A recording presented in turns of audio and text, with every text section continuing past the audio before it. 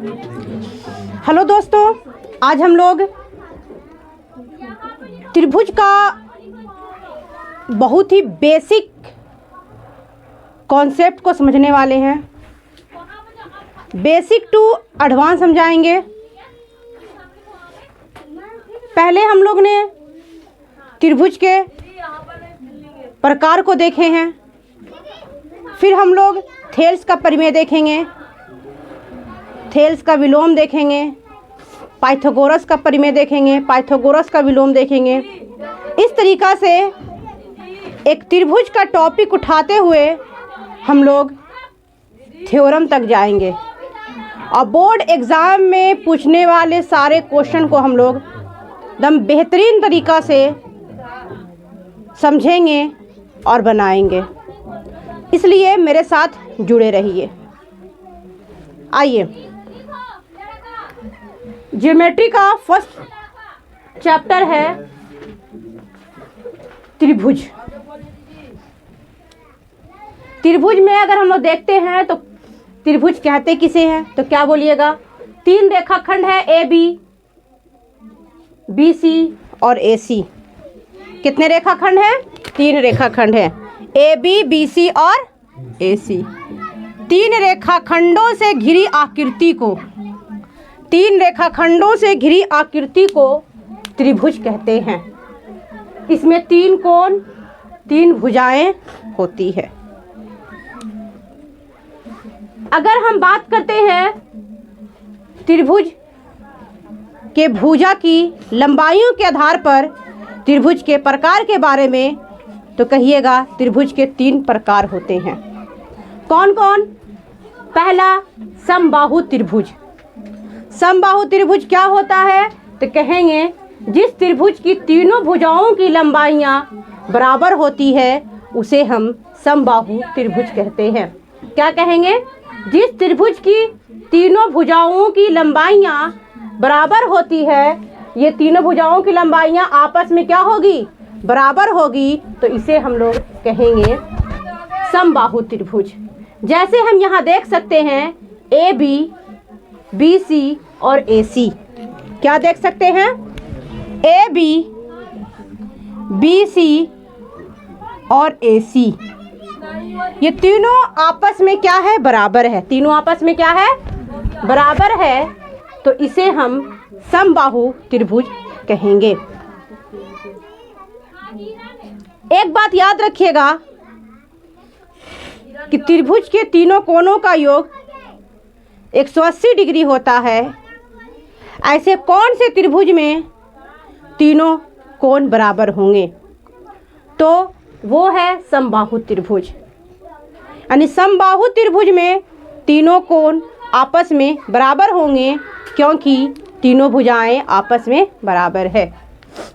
इसलिए कोण ए, कोण बी और कोण सी 60-60 डिग्री का हो जाएगा। आगे देखते हैं अगला त्रिभुज, समद्विबाहु त्रिभुज। समद्विबाहु त्रिभुज क्या है? जिस त्रिभुज की किन्हीं दो भुजाओं की लंबाइयाँ बराबर हो, किन्हीं भी दो भुजाओं की लंबाइयाँ आपस में बराबर हो, उसे हम समद्विबाहु त्रिभुज कहते हैं। इसमें हमें तीन तरह के थ्योरी से रूबरू होना है। जैसे ए बी और ए सी जब बराबर हो, जब ए बी और ए सी बराबर होगा तब क्या होगा? तो कहें कि समद्विबाहु त्रिभुज में किन्हीं दो भुजाओं की लंबाइयाँ बराबर होती है, और किन्हीं दो भुजा की लंबाइयाँ को अगर हम देखेंगे तो तीन सिचुएशन बन जाता है। तीन सिचुएशन क्या बनता है, हम उसको समझते हैं। पहला, ए बी और ए सी जब बराबर हो। जब क्या हो? ए बी के बराबर ए सी हो। तो ए बी के बराबर ए सी होगा तब क्या होगा? तो कोण बी कोण सी के क्या हो जाएंगे? बराबर हो जाएंगे। क्या हो जाएंगे? बराबर हो जाएंगे। अगर कोण बी का मान 60 डिग्री हो तो कोण सी का मान कितना डिग्री हो जाएगा? 60 डिग्री हो जाएगा। अगर कोण बी का मान 30 डिग्री हो तो कोण सी का मान क्या हो जाएगा? 30 डिग्री हो जाएगा। क्या हो जाएगा? 30 डिग्री हो जाएगा। यानी 100 बात की एक बात कि अगर ए बी बराबर ए सी है तो इसका जो कोण बी है और कोण सी है वो बराबर होंगे। अगर बी सी बराबर ए सी होगा, बी सी बराबर क्या होगा, ए सी होगा, तो इसके कोण बी और कोण ए कोण क्या होंगे, बराबर होंगे। अगर ए सी बराबर बी सी होगा तो कोण ए कोण बी बराबर होंगे। और उसी प्रकार अगर हम देखते हैं कि यदि कोण ए बी कोण बी सी के बराबर है तो कोण ए और कोण सी क्या होंगे, बराबर होंगे। उसी को हम यहाँ पे समझते हैं कि कोण ए बी और ए सी जब भुजा बराबर होती है तो कोण बी बराबर क्या होगा, कोण सी होगा। ए सी बराबर बी सी हो तो कोण ए बराबर कोण बी होगा और ए बी बराबर बी सी हो तो कोण ए बराबर कोण सी होगा।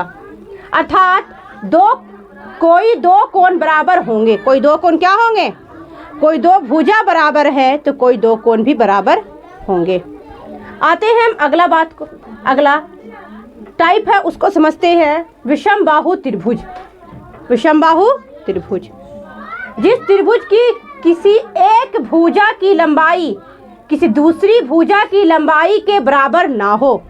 क्या बोलेंगे, जिस त्रिभुज की किसी एक भुजा की लंबाई दूसरे भुजा की लंबाई के बराबर ना हो तो ऐसे त्रिभुज को विषम बाहु त्रिभुज कहेंगे। इसमें कोई भी भुजाएं बराबर नहीं होगी, यानी ए बी बराबर नहीं होगा बी सी, बराबर नहीं होगा ए सी। अब हम लोग अगला समझते हैं, कोणों के विचार से त्रिभुज के भेद ये क्या होते हैं। तो कहेंगे कोणों के विचार से भी त्रिभुज के 3 भेद होते हैं, 3 प्रकार होते हैं। क्या है भाई, तो बोलेंगे पहला समकोण त्रिभुज। समकोण त्रिभुज क्या है, जिस त्रिभुज का एक कोण समकोण हो, जिस त्रिभुज का एक कोण समकोण हो इसे समकोण त्रिभुज कहते हैं और इसकी एक कोण की माप 90 डिग्री होगी। एक समकोण मतलब 90 डिग्री होना। समकोण त्रिभुज पर ही पाइथागोरस का जो त्रिक है परिमेय और ऊपर में दोनों निर्भर है। क्या है भाई, तो पाइथागोरस का त्रिक भी समकोण त्रिभुज पर आधारित है। वो क्या है, तो बोलेंगे कि पाइथागोरस त्रिक में हम लोग देखते हैं कि जिसके अनुसार यदि एक कोण 90 डिग्री का हो, क्या हो, एक कोण 90 डिग्री का हो तो कर्ण का स्क्वायर बराबर लंब का स्क्वायर और आधार का स्क्वायर के बराबर होता है। यानी ये हम लोग पाइथागोरस में पढ़ेंगे कि पाइथागोरस का परिमेय में क्या है, विलोम में क्या है। अभी हम लोग ऊपर समझेंगे कि पाइथागोरस में त्रिक में यही कहता है कि यदि एक कोण 90 डिग्री हो, एक कोण 90 डिग्री हो, किसी त्रिभुज का एक कोण 90 डिग्री है तो वो समकोण त्रिभुज कहला जाएगा। और समकोण त्रिभुज में क्या होगा, तो कर्ण का स्क्वायर बराबर होगा लंब का स्क्वायर जोड़ आधार का स्क्वायर के बराबर, है ना। आते हैं अगला, न्यू कोण त्रिभुज क्या है। जब किसी त्रिभुज के तीनों कोण न्यून कोण हो, जब किसी त्रिभुज के तीनों कोण न्यून कोण हो अर्थात 0 से बड़ा और 90 से छोटा हो तो उसे हम न्यून कोण त्रिभुज कहते हैं। कोई भी कोण कहेंगे कैसा हो, 0 से बड़ा हो और 90 से छोटा हो, इसमें तीनों कोण न्यून हो। तीनों कोण क्या होगा, न्यून होगा। एक त्रिभुज के तीनों भुजाओं का योग 180 होता है और सभी 0 से बड़े और 90 से छोटे हों, 90 से छोटे हों। सभी कोण 0 से बड़े और 90 से छोटे हों तो उसे हम न्यून कोण त्रिभुज कहते हैं। आगे देखते हैं अधिक कोण त्रिभुज। जब किसी त्रिभुज का एक कोण अधिक कोण हो, अधिक कोण मतलब क्या होता है, अर्थात 90 से बड़ा और 180 से छोटे त्रिभुज को, छोटे कोण को हम लोग अधिक कोण कहते हैं। त्रिभुज के जब किसी त्रिभुज का एक कोण, कितना कोण, ओनली एक कोण क्या हो, अधिक कोण हो, क्या हो, अधिक कोण हो। यानी त्रिभुज का एक कोण 90 से बड़ा और 180 से छोटा होगा, 90 से बड़ा 180 से छोटा होगा तो उसे हम अधिक कोण त्रिभुज कहते हैं। याद रखिएगा, किसी त्रिभुज का एक कोण अधिक कोण हो अर्थात 90 से बड़ा 180 से छोटा, 90 से बड़ा आप 100 भी लीजिएगा तो अगला दो कोण जो होगा वो क्या होगा, तो बोलेंगे कि वो कितना होगा, तो बोलेंगे वो 90 से छोटा होगा। क्या होगा? 90 से छोटा होगा। कोण क्या होगा? 90 से छोटा होगा। क्योंकि अगर एक ही कोण पूछता है सवाल में कि बताइए अधिक कोण त्रिभुज में यदि एक कोण अधिक हो तो अगला दो कोण क्या होगा, तो अगला दो कोण न्यून बन जाएगा। क्यों न्यून बन जाएगा? क्योंकि एक कोण जब 90 से बड़ा है, 90 से बड़ा 91 भी हो सकता है, 92 भी हो सकता है, 93 भी हो सकता है, 180 से छोटा, 180 से क्या हो? छोटा हो। 90 से बड़ा और 180 से छोटे त्रिभुज को हम लोग क्या कहते हैं? बोलेंगे कि अधिक कोण त्रिभुज कहते हैं। इसका जो कोई दो एंगल जो होगा वो क्या होगा, तो बोलेंगे न्यून कोण बन जाएगा। क्या बन जाएगा? न्यून कोण बन जाएगा। त्रिभुज की माध्यिकाएं क्या होती है, तो कहेंगे कि त्रिभुज की माध्यिकाएं जो है त्रिभुज की किसी भुजा के मध्य बिंदु को, त्रिभुज के किसी भुजा के मध्य बिंदु को सामने के शीर्ष से मिलाने वाली रेखा को त्रिभुज की माध्यिका कहते हैं। देखिए हम लोग इस तरीक़ा से देख सकते हैं कि मान लीजिए कि त्रिभुज है मेरे पास ए बी सी और बी सी का मध्य बिंदु क्या है? ए डी है। क्या है? ए डी है। कहेंगे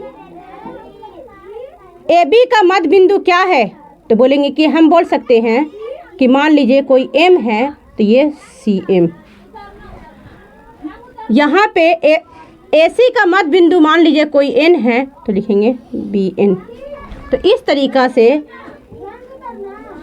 तरीक़ा से त्रिभुज के किसी भुजा के मध्य बिंदु को सामने के शीर्ष से मिलाने वाली रेखा को त्रिभुज की माध्यिका कहते हैं। ये क्या है? त्रिभुज की माध्यिका है। ये क्या है? त्रिभुज की माध्यिका है। ये क्या है? त्रिभुज की माध्यिका है। चलिए अब हम लोग आगे समझते हैं सर्गवांशम। तो सर्गवांशम जो है क्या होता है, ये किसे कहते हैं, तो कहेंगे दो ज्यामितीय आकृति सर्गवांशम कहते हैं। यानी दो ज्यामितीय आकृतियों को सर्गवांशम हम तब कहेंगे जब उनका आकार और माप क्या हो, उनका आकार और माप क्या हो? समान हो। क्या हो? समान हो। दो ज्यामितीय आकृति सर्गवांशम तब कहे जाएंगे जब उनका आकार और माप समान हो, अर्थात एक आकृति दूसरे आकृति पर इस प्रकार रखा जाए कि दूसरी आकृति को पूर्ण रूप से ढक ले। क्या हो? जब एक आकृति को किसी दूसरी आकृति पर इस तरह रखते हैं कि दोनों आकृति एक दूसरे को ढक ले तो उसे कहते हैं सर्गवांशम। क्या कहते हैं? सर्गवांशम। मान लीजिए मेरे पास दो किताब है। ये किताब को इसके ऊपर रखने से ये पूरा एक दूसरे को ढक लेता है, तो कहेंगे दोनों क्या है? सर्गवांशम है। क्या है? अगर इस किताब को इसके ऊपर हम रख रहे हैं और ये तीनों एक दूसरे को पूरा ढक लिया तो कहेंगे कि ये आकृति सर्गवांशम है। अब हम आगे देखते हैं, कहेंगे सर्गवांशम को किस प्रकार हम दिखाते हैं, तो दो बराबर के निशान पे इस तरीक़ा से करके हम उसे क्या करते हैं? सर्गवांशम दिखाते हैं। मान लीजिए मेरे पास आयत है, इस आयत की लंबाई 2 सेंटीमीटर है और चौड़ाई 1 सेंटीमीटर है। दूसरा एक आयत है, इसकी लंबाई भी 2 सेंटीमीटर है और चौड़ाई 1 सेंटीमीटर है। तो दोनों आयत सर्गवांशम हैं। दो रेखाखंड सर्गवांशम होंगे यदि उनकी लंबाइयाँ बराबर है। लंबाइयाँ बराबर है तो सर्गवान सम होंगे, सर्गवान सम है तो लंबाइयाँ बराबर है। दोनों एक दूसरे में बोलेंगे कि अपोजिट।